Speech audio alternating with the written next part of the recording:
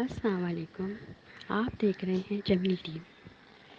ہمارا آج کا عنوان ہے اللہ تعالیٰ کی ڈسٹریبیوشن۔ اس کہانی سے آپ کو یہ پتہ چلے گا کہ اللہ تعالیٰ نے اس کائنات کو چلانے کے لیے کس طرح حسن خوبی سے ڈسٹریبیوشن تقسیم کا معاملہ طے فرمایا ہے۔ کہانی کچھ اس طرح ہے۔ پروفیسر صاحب، آپ کے کتنے بچے ہیں؟ میں نے کہا 3۔ انہوں نے پھر پوچھا ان کی عمریں کیا ہیں؟ میں نے جواب دیا 9 سال، 7 سال اور 3 سال۔ یہ سن کر انہوں نے کہا پھر تو یقیناً آپ یونیورسٹی سے واپسی پر ان کے لیے کچھ نہ کچھ لے کر جاتے ہوں گے۔ میرے اس بات میں جواب دینے پر انہوں نے پھر استفسار کیا کہ آپ ان چیزوں کو ان میں کیسے تقسیم کرتے ہیں؟ میں نے کہا میرا ایک بیٹا اور 2 بیٹیاں ہیں، اور چونکہ بیٹا بڑا ہے اس لیے میں اپنی لائی ہوئی تمام چیزیں اس کے حوالے کر دیتا ہوں اور اس سے کہتا ہوں کہ انہیں آپس میں بانٹ لو۔ یہ سن کر پروفیسر صاحب نے فرمایا اگر آپ کو کسی دن یہ پتہ چلے کہ آپ کا صاحبزادہ آپ کی لائی ہوئی چیزیں آپ کی ہدایت کے مطابق تقسیم نہیں کرتا یا انہیں بانٹنے میں انصاف سے کام نہیں لیتا تو آپ کیا کریں گے؟ میں نے ہنستے ہوئے کہا اگر کبھی ایسا ہوا تو اس کا حل تو بہت آسان ہے۔ میں اگلی بار اس کو صرف اسی کا حصہ دوں گا اور بیٹیوں کا حصہ انہیں خود الگ سے دے دیا کروں گا۔ یہ جواب سن کر پروفیسر صاحب کے چہرے پر ایک معنی خیز مسکراہٹ ابھری اور انہوں نے ٹھنڈی سانس بھرتے ہوئے کہا آپ کی اس بات سے وہی فلسفہ کار فرما ہے جس کی بنیاد پر اللہ تعالیٰ نے اپنی عنایات تقسیم کرنے کا فارمولہ طے کر رکھا۔ اللہ تعالیٰ آپ کو جو رزق اور نعمتیں عطا فرماتا ہے وہ صرف اور صرف آپ کے لیے نہیں ہوتی، ان میں سے بہت سے لوگوں کا حصہ ہوتا ہے، اور جب تک آپ وہ حصہ ان حقداروں تک پوری ایمانداری اور انصاف سے پہنچاتے رہتے ہیں آپ کو وہ حصہ اسی تناسب سے ملتا رہتا ہے اور آپ بھی دنیا کی نظر میں مالدار، سیٹھ، جاگیردار اور سرمایہ دار بنے رہتے ہیں۔ لیکن جب اس تقسیم میں کوتاہی یا بد اعتدالی ہوتی ہے تو اللہ تعالیٰ آپ کو صرف آپ کے حصے تک محدود کر دیتا ہے اور اس ریل پیل سے محروم کر دیتا ہے۔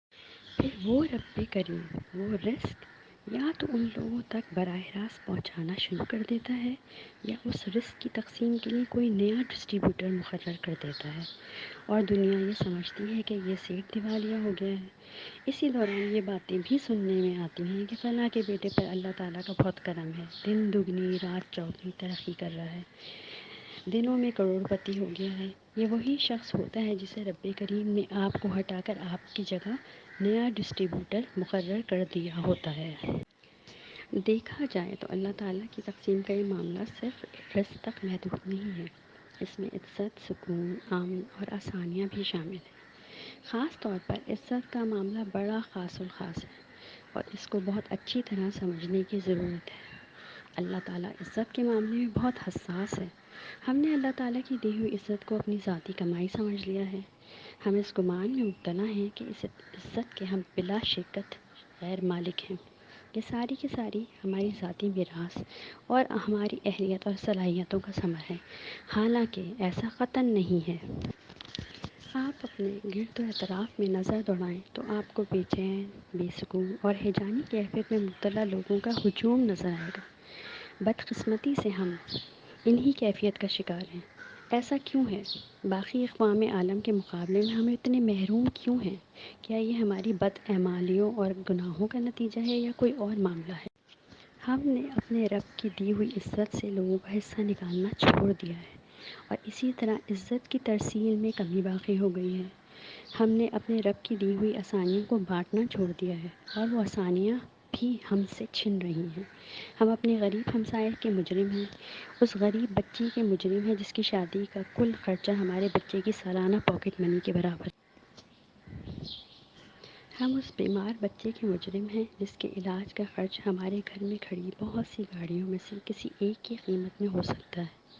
ہم اس عرضی خواہ کے مجرم ہیں جو قرض لے کر دور دراز کے گاؤں سے ہمارے دفتر اور غلط وقت پر پہنچتا ہے جب ہم اپنے کسی عزیز یا دوست سے گپ شپ میں مصروف ہوتے ہیں اور وہ اگلے دن کے لیے ٹال دیا جاتا ہے۔ ہم اس گھریلو ملازمہ کے مجرم ہیں جس کا بیٹا ہمارے گھر کھڑی ٹوٹی سائیکل، پرانے کپڑوں اور جوتوں کو حسرت کی نگاہ سے دیکھتا ہے، جنہیں ہم استعمال کرتے ہیں اور نہ ہی کسی کو دینے کی ہمت رکھتے ہیں۔ اس اجتماعی بے چینی، بے سکونی، بے برکتی اور ہجان سے نکلنے کا بس ایک ہی راستہ ہے۔ ہمیں اپنے روزمرہ کے رویوں کو بدلنا ہوگا۔ ہمیں یہ سمجھنا پڑے گا کہ مخلوق کی عزت دراصل اس کے خالق کی عزت اور مخلوق سے پیار دراصل اس کے خالق سے پیار ہے۔ کیا ہم ان اقوام کا مقابلہ کر سکتے ہیں جہاں انسان تو انسان، جانور بھی اپنے حصے کی عزت، پیار اور سہولیات کا حصہ پوری ایمانداری اور دھڑلے سے وصول کرتا ہے؟ جب ہم پیار کی جگہ نفرت، عزت کی جگہ حقارت اور بخشش کے بجائے محرومیوں کا بیوپار کریں گے تو پھر ہمیں یقین کر لینا چاہیے کہ وہ خالق دو جہاں جلد یا بدیر ہمیں ہٹا کر کوئی نیا ڈسٹریبیوٹر مقرر کر دے۔ امید ہے کہ آپ کو آج کا عنوان پسند آیا ہوگا۔ اسی طرح کی مزید معلوماتی مضامین سننے اور دیکھنے کے لیے جمیل ٹی وی لائک اور سبسکرائب کرنا مت بھولیں۔ اللہ حافظ۔